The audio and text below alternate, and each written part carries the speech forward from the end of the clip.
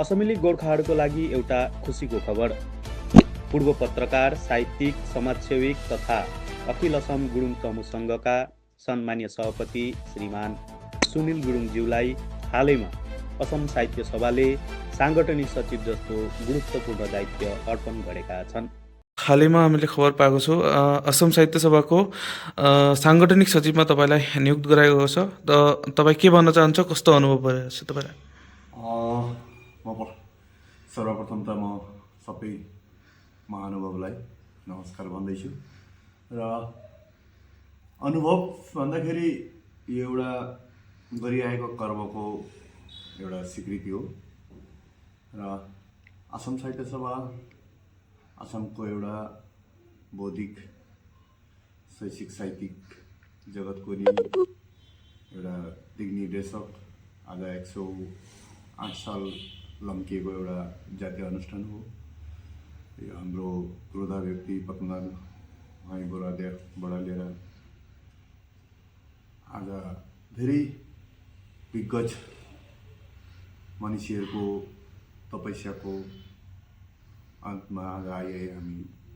यो 108 वर्षको अवधि लम्किएर 109 वर्षको र 10 वर्षको परिसरमा हामी अघि बढिरहेको छौँ र हाम्रो असमको धेरै मनुष्यहरूको त्याग र उहाँ सभाको विभिन्न गुणी ज्ञानी व्यक्तिहरूको जो सृष्टिराजी थियो त्यो सृष्टिराजी हामीले सानोदेखि नै उहाँहरूको सृष्टिराजीलाई अनुकरण गर्दै पढ्दै आएको र त्यसरी नै हाम्रो लक्ष्मीनाथ बेजबरुवा भनौँ, हाम्रो आनन्द चन्द्र अग्रवालको कुरै भनौँ वा त्यसरी हाम्रो धेरै क्रुद्ध व्यक्तिहरूको मनुष्यहरूको यहाँ अवदान छ र यो आउँदा आउँदा अहिले हालैमा हाम्रो चन्द्रप्रसाद सैकिया सर, महिम बरा सरको, हुमेन बरुवा सरको, वीरेन्द्रनाथ दत्त सरको वा उहाँहरूको संस्पर्शमा आएर कनक सन्डेका सरकै हामी निकै निकटमा आएर धेरै कर्म गर्नलाई हामीले उत्साहित भएको थियौँ र उहाँहरूकोबाट धेरै हामीले प्रेरणा पाएको थियौँ। त्यसरी नै हामीले भूपेन हजरिका विश्वरत्न भूपेन हजरिकाको अधिवेशन शिक्षा गर्नातिर अधिवेशनमा हामी आफ्नो पहिला असम साहित्य सभाको अधिवेशनमा हाम्रो त्यहाँ हाम्रो प्रत्यक्ष एउटा देख्नलाई हामीले सक्षम भएको थियौँ र धेरै मान्छेहरूको हामी काखमा पुगेर हामीले भाषा जननीको लागि कर्म गर्दै अघि बढी आएको र त्यसरी नै हामी 1991 सनको देखिबाट नै मार्घेटा शाखा साहित्य सभाबाट हाम्रो साहित्य सभाको यात्रामा हामी जोडिएर आएको र त्यो बेलाको त्यतिखेरको मार्घेटा शाखा साहित्य सभाको सभापति प्रायतः घनकान्त सैकियादेव र सम्पादक रन्टु गोगोई हुनुहुन्थ्यो। उहाँको नेतृत्वमा हामीले प्राथमिक सदस्यता ग्रहण गरेर हाम्रो साहित्य कर्मजीवन सुरु गरेको र त्यसरी नै जाँदा जाँदा मेरो कर्मथली बरगुलाईमा फेरि मैले मार्घेटा शाखा साहित्यबाट मेरो सदस्यता स्थानान्तर गरेर बरगुलाई शाखा साहित्य सभामा म जोडिए। बरगुलाई शाखा साहित्य सभामा जोडिएर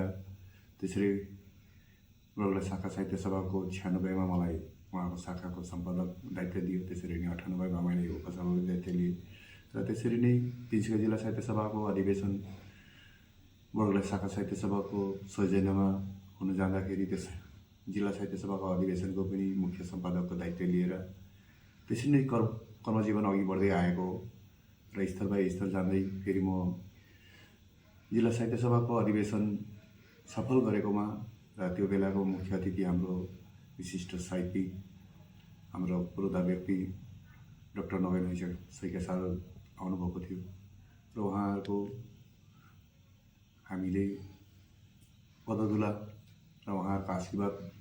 पाएको देखिबाट नै निरन्तर हाम्रो साहित्य जगतमा हाम्रो कर्म गर्दै हामी अघि बढ्यौँ। त्यसरी 2001 को पछि जिल्ला साहित्य सभाको सदस्यता हामीलाई मनोनित गराएको र कर्मण्डै जाँदा जाँदा त्यसरी नै असम साहित्य सभाको दीर्घकालीन एउटा प्राय 29 वर्ष सदिया भौगोलिक क्षेत्र सधैँ हामीले भन्थ्यौँ सदियाबाट धुबुरी, तर सदियामा धेरै साल निष्क्रिय भइरहेको सदिया शाखाको समूह साहित्य प्रेमीलाई साहित्य सभासँग जोड्याउने दायित्व मुयामाथि आइपरेको र 2003 सदिया त्यो बेला दलौँ थिएन र नाउँमा पारापार गर्नु हुनुपर्थ्यो र मसँग मेरो सतीर्थ साथी रञ्जित बरुवा थियो, उहाँ बित्नुभयो। आज उहाँलाई फेरि म मनन गर्दैछु र हामी प्राय 45 दिन सदियामा निरन्तर प्रयास गरेर वहीँ बसेर सदियाको पुनः घुमेर र धेरै अप्ठ्यारो भौगोलिक क्षेत्र थियो, तर पनि हामीले वहाँ गएर सफल भएर सदियामा फेरि 3वटा शाखा गठन गरेर फेरि आसाम साहित्य सभासँग सदियालाई हामीले जोड्नुमा हाम्रो ठुलो भूमिका हामीले निभायौँ र त्यसरी नै हामीलाई 2005 को माकुम अधिवेशनमा जिल्लाको मूल सचिवको रूपमा फेरि तिनसुकिया जिल्ला साहित्य सभाको मूल सचिवको रूपमा चुनियो। त्यसरी नै गर्दै आउँदाखेरि 2005-07 अधिवेशनमा आफ्नो यो जिल्लाको मूल सचिवको जिम्मेवारी थियो, जिम्मेवारीमा पनि धेरै कर्म गऱ्यौँ। त्यो बेला हामीले लगभग हाम्रो 22वटा शाखाबाट गएर हामीले 36वटा शाखा हामीले तिनसुकिया जिल्लाको विभिन्न ग्रामीण अञ्चलमा जहाँ हाम्रो भाषा प्रेमीहरू थिए वा जहाँ हाम्रो साहित्य प्रेमीहरू थिए, हाम्रो कुम्चाई अञ्चलको भित्र अञ्चलमा हामीले शाखा खोल्यौँ। त्यसरी नै लिङ्गममा र त्यसरी यो माकुम किला भेकमै होस्, केटेटङमा होस्, पेङ्ग्रीमा होस्, विभिन्न हामीले भित्र जस्तो माकुमको भित्र बजालनी भन्ने शाखा होस्, दाइसामा वा विभिन्न भित्र गएर हामीले जहाँ हाम्रो आसामी भाषीको बहुल क्षेत्र थियो, 2टा अधिवेशन हाम्रो प्रारम्भिक सुरु भएको द्विवार्षिक र प्रथम वार्षिक अधिवेशन हुन्थ्यो। त्यो प्रथम वार्षिक अधिवेशनमा पनि हामीले आसामको धेरै गुणी ज्ञानी व्यक्तिहरूलाई निम्तायौँ र त्यसरी नै हाम्रो 2007 को अधिवेशनमा हाम्रो मामनी राई रेशम गोस्वामी बाइदेल जस्तो महान गुणी व्यक्तिलाई निम्ताउनु हामी सक्षम भयौँ र निरन्तर त्यसरी नै हामीले धेरै गुणी ज्ञानी व्यक्तिलाई निम्तायौँ। मामनी रेशम गोस्वामीको बादमा हामीले मणिकुन्तला भट्टाचार्य वा धेरै धेरै उपन्यासिकहरूलाई हामीले हाम्रो जिल्लामा आगमन गर्नु लागि सक्षम भयौँ र त्यसरी नै गरी आउँदाखेरि हाम्रो कार्यकालमा हामीले विभिन्न किताबमा पनि हामीले ध्यान दियौँ। किताब प्रकाशन गर्नलाई धेरै साहित्यिकको किताबहरू पनि हामीले प्रकाश गऱ्यौँ र हामीले हाम्रो साङ्गठनिक गतिविधि बढाउँदै हाम्रो तिनसुकिया जिल्ला साहित्य सभाको भवन पनि जुगल किशोर केसान भवनलाई पनि एउटा पूर्णाङ्ग रूप दिनुलाई हामी सफल भएको थियौँ र त्यसरी नै आसामको प्रेक्षापटमा हाम्रो आउँदाखेरि 2012 को लिडो अधिवेशनमा 7म विशेष वार्षिक अधिवेशनको पनि मुख्य सम्पादकको जो लिडो अधिवेशन थियो, त्यो लिडो अधिवेशनको जिम्मेवारी पनि हामीलाई आइपुगेको थियो र हामीले स्वीकारेर 2 साल हामीले निरन्तर लागेर 2011 वर्षको हामीलाई जो प्रस्ताव दियो र हामीले 11-12 हाम्रो अधिवेशनलाई सफलपण एउटा भव्य र एउटा खुब सुशृङ्खलित एउटा अधिवेशन लिडोमा हामीले उपहार दिएको आसामवासीलाई र आज पनि आसामको विभिन्न प्रान्तको व्यक्तिहरूले आज पनि लिडो अधिवेशनलाई सधैँ यादगार बनाइरहेका छन् र यसरी कर्म गरी आउँदाखेरि हामीले लिडो अधिवेशनको पछि नै हामीले निरन्तर केन्द्रीय समितिको विभिन्न जिम्मेवारी लिएर आइराखेको छु र 2013 हामीलाई त्यसरी नै हाम्रो शिशु विभागको कुही हाम्रो कथा साहित्यिक हाम्रो सनमधन्य इमरान शाहको सभापतिमा उहाँको नेतृत्वमा शिशुहरूलाई आसाम साहित्य सभासँग जोड्याउने एउटा कर्म परिकल्पना गरेर शिशुलाई एउटा कुही भनेर यो गाछको मलाउँदै गरेको एउटा कलिलो कलीलाई यादगार गरेर कुही विभाग एउटा खुल्यो। यो कुही विभागको पनि तत्त्वावधायक 2 साल मलाई दियो र त्यसरी नै कर्मण्यै आफ्नो साङ्गठनिक यात्रा सुरु रह्यो र र त्यसरी नै 13-15 को जो हाम्रो तत्त्वावधायकको जिम्मेवारी थियो त्यसलाई पुनर्वृद्धि गरेर र 2017 को जो 170 वर्ष अधिवेशन शिक्षागर अधिवेशन थियो त्यो यी शिक्षागर अधिवेशनको पनि एकजना पर्यवेक्षक रूपमा मलाई जिम्मेवारी दियो। उहाँको उज्जैन आसामको हुनाको नाताले र मलाई यो शिक्षागर अधिवेशनको 100 सालको अधिवेशनको पनि त्यहाँको परिकल्पनाको एकजना सदस्यका रूपमा पर्यवेक्षकको रूपमा निरन्तर निरीक्षण गर्नलाई जिम्मेवारी आएको थियो। त्यसरी 2018 को बोर्डिङ अधिवेशन जो थियो हाम्रै कठलगुई बडुन्सामा